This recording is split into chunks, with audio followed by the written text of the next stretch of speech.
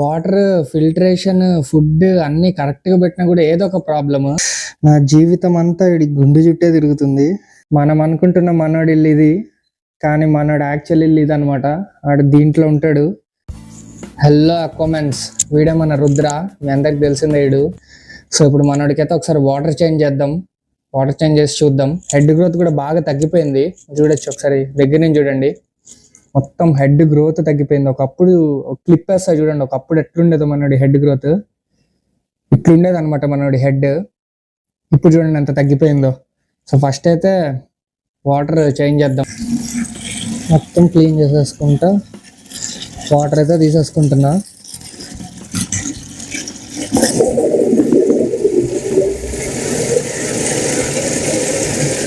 Chlorine ఉన్నా లేకపోయినా వేసుకుంటే మనకు నష్టమేం లేదు. ఇప్పుడైతే మొత్తం ఫ్రీగా తిరుగుతున్నాడు.